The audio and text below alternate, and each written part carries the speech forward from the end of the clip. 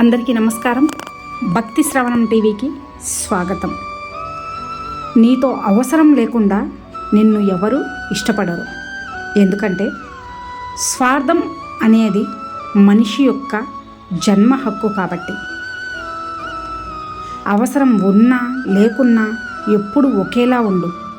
ఎందుకంటే అవసరం కోసం నటించే బంధాలు ఎప్పటికీ శాశ్వతం కావు. గుర్తుంచుకోండి. బలవంతుడు కొట్టే దెబ్బనైనా తట్టుకొని నిలబడగలమేమో, కానీ నమ్మిన వారు కొట్టే దెబ్బను మాత్రం తట్టుకొని నిలబడడం అంత సులభం కాదంటారా? ఒక మంచి పుస్తకం ఎలాగైతే అర్థం కాదో, ఒక మంచి మనిషి కూడా అలాగే అర్థం కాడు. ఏదైనా సరే లోతుగా చదవాల్సిందే. అర్థమైందనుకుంటా. కొందరు ఒక మాట అంటే పడరు, కానీ వారు మాత్రం ఇంకొకరిని ఎన్ని మాటలైనా అని బాధ పెడుతూ ఉంటారు. అవునా? వాళ్ళ వరకు వస్తే ఒక లెక్క, వేరొకరి దగ్గరికి వస్తే ఇంకోలా ఉంటారు. అలాంటి వారికి దూరంగా ఉండండి. జీవితం చాలా ప్రశాంతంగా ఉంటుంది. నమ్మకం అనే పదం వింటేనే చాలామందికి నవ్వొస్తుంది. అవునా? ఎందుకంటే మన అనుకున్న వాళ్ళే ఆ పదానికి అర్థం లేకుండా చేస్తుంటే నవ్వు రాకుండా ఇంకేం వస్తుంది? మట్టి కలిపితే ఇటుకగా మారుతుంది. ఇక ఇటుకలన్నీ కలిపితే ఒక గోడలా మారుతుంది. గోడలన్నీ కలిపితే ఒక భవనంలా మారుతుంది. అవునా? ప్రాణం లేని వాటికి ఉన్న ఐక్యత జీవం ఉన్న మనుషులకు లేదు, కాదంటారా? మొదలైన ప్రతి పరిచయం కూడా ఎక్కడో ఒక దగ్గర ఆగిపోక తప్పదు. ఒకరికి మనమంటే ఇష్టం లేనప్పుడు వారి పట్ల మనం చూపే ప్రేమ కూడా వారికి ఒక తలనొప్పిగానే అనిపిస్తుంది. గుర్తుంచుకోండి. మీరు దేనికి బాధపడకండి. ఎవరి విలువ ఏంటి అన్నది సమయం వచ్చినప్పుడు ఖచ్చితంగా తెలుస్తుంది. కాస్త ఓపిక పట్టండి.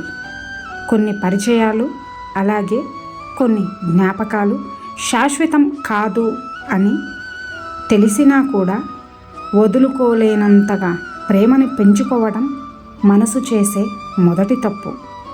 మనసులో ఉన్న మనిషి తోడుగా లేకపోతే చుట్టూ ఎంతమంది ఉన్నా కూడా జీవితమంతా ఒంటరిగానే అనిపిస్తుంది, కాదంటారా?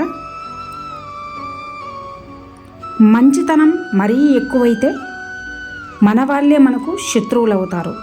గుర్తుంచుకోండి. కావాలనే దూరం పెడుతున్నప్పుడు కారణాలు తెలుసుకోవడానికి ప్రయత్నించకండి. ఎందుకంటే అప్పటికే వాళ్ళ కారణాలు స్థిరంగా ఉంటాయి కాబట్టి. అర్థమైందనుకుంటా.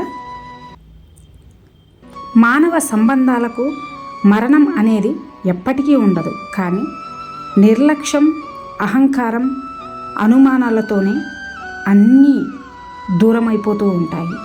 ఎవరు నమ్మినా నమ్మకపోయినా ఇది నిజం. ఎప్పటికీ కూడా నిజంగానే ఉంటుంది. అందరూ నమ్మినా కూడా అబద్ధం ఎప్పటికీ అబద్ధమే. గుర్తుంచుకోండి. మీలో మంచి వ్యక్తిత్వం ఉంటే మీరు వ్యక్తుల్ని కోరుకోరు, వ్యక్తులే మిమ్మల్ని కోరుకుంటారు. అర్థమైందనుకుంటా. చెడు వైపు నిలబడ్డ వారే అంతలా చెలరేగుతుంటే ధర్మం వైపు నిలబడ్డ నువ్వు ఇంకెంత ధైర్యంగా ఉండాలి? మీరే ఆలోచించండి. ఇక ధైర్యంగా ఉండండి. నిన్ను అవమానించిన వాడు ఎంత గొప్పవాడైనా సరే అస్సలు వదిలిపెట్టకండి. తగిన గుణపాఠం తప్పకుండా చెప్పి తీరండి. ఎందుకంటే మిమ్మల్ని ఆ కారణంగా బాధపెట్టి అవమానించే హక్కు ఎవరికీ లేదు. గుర్తుంచుకోండి. అమ్మ, నాన్న ఉంటే బంధం విలువ తెలుస్తుంది. అమ్మ లేకపోతే బాధ విలువ తెలుస్తుంది. నాన్న లేకపోతే బాధ్యత విలువ తెలుస్తుంది. ఆ ఇద్దరూ లేని రోజు బ్రతుకు అంటే ఏమిటో తెలుస్తుంది కాదంటారా?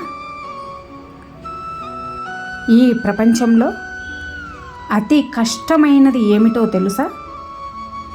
మనం సంతోషంగా ఉన్నామని అవతలి వాళ్ళని నమ్మేటట్లు చేయడమే.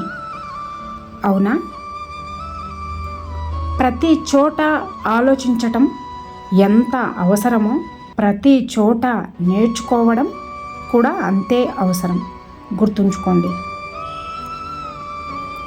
బాధ్యతల్ని గుర్తు చేసి మనల్ని బాగు చేసే భయం ఖచ్చితంగా మనకు అవసరమే. చెప్పేవాళ్ళు లేక చెడిపోవడం దురదృష్టం. ఇక చెప్పేవాళ్ళు ఉండి కూడా చెడిపోవడం మూర్ఖత్వం కాదంటారా? కాళ్ళని తాకితే కానీ ఆశీర్వాదం దొరకదు. అవునా? తల వంచితే తప్పేం కాదు. మన అనుకున్న దగ్గర మమకారం ఉండాలే కానీ అహంకారం కాదు. గుర్తుంచుకోండి. నీ బలహీనతల్ని బయట పెడుతున్నంత కాలం నిన్ను బాధ పెట్టేవారు పుడుతూనే ఉంటారు. తేనె తీయగా ఉంటుంది కదా అని దాన్ని నీరులా తాగకూడదు. అది మంచిది కాదు. అలాగే ఒకరు నీతో మంచిగా మాట్లాడుతున్నారు అని నీ బలాన్ని కానీ నీ బలహీనతల్ని కానీ ఎప్పుడు ఎవరికీ చెప్పకూడదు. ఎందుకంటే అది కూడా మంచిది కాదు. గుర్తుంచుకోండి. అందమైన తోడు దొరకడం కాదు, బాధ్యత కలిగిన తోడు దొరకడమే నిజమైన అదృష్టం.